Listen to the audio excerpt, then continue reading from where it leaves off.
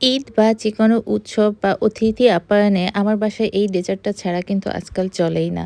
তো ঈদ যেহেতু আসতেছে আমার ডেজার্টটা বানাতেই হবে।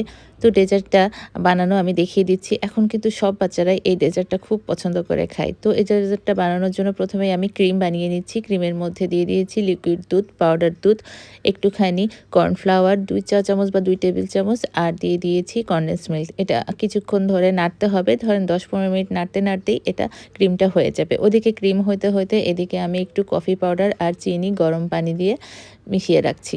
কারণ আমি বানাবো তিরামিসু। আর অল্প খরচে এবং খুব সহজেই বাসায় বানানো যায়। যেহেতু ক্রিমটা আমি বাসায় বানিয়ে নিই এজন্য খুব দ্রুতই হয়ে যায়।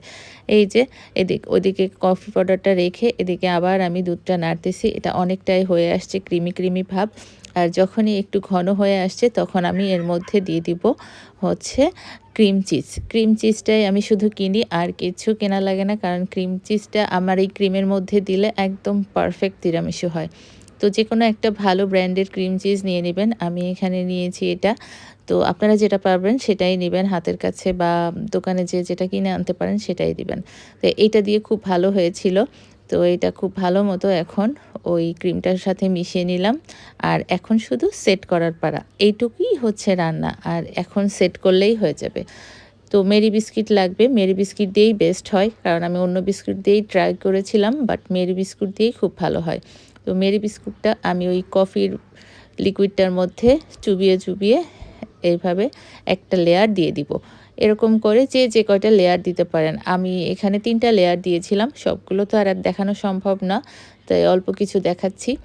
এরপর ওই ক্রিম চিজের মিশ্রণটা দিয়ে দিচ্ছি।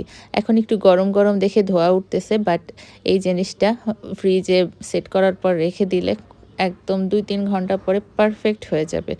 খুবই মজার একটা খাবার হয় তিরামিসুটা। আর এইভাবে আমি যেভাবে বানাচ্ছি এভাবে যদি আপনারা বানান সত্যি কথা বাসার সবাই বারবার খেতে চাইবে। কারণ আমি একবার বানানোর পরে আর তিরামিসু কেনা হয় না, বাসায়ই বানাই সবসময়। পরে এখানে সামান্য একটু কফি পাউডার ছিটিয়ে দিয়েছি। আপনারা চাইলে কোকো পাউডারও দিতে পারেন, আবার না চাইলে কিছু নাও দিতে পারেন। এরকম আরেকটা লেয়ার দিয়েছি, আরও ২ টা লেয়ার দিয়েছি। তারপরে লাস্টে যখন ক্রিমটা দিয়েছি উপরে এখন আমি কোকো পাউডারটা একটু চেলে, চেলে দিব। তাহলে এই যে ডাস্টি ভাবটা আসবে আর তিরামিসুর এই ডাস্টি ভাবটা দেখতেই কিন্তু বেশি ভালো লাগে। তাই আমি ডাস্টি টেক্সচারের জন্য এটা সুন্দর মতো দিয়ে দিচ্ছি। এটা দেখতেও যেমন লাগে খেতেও খুব মজা লাগে।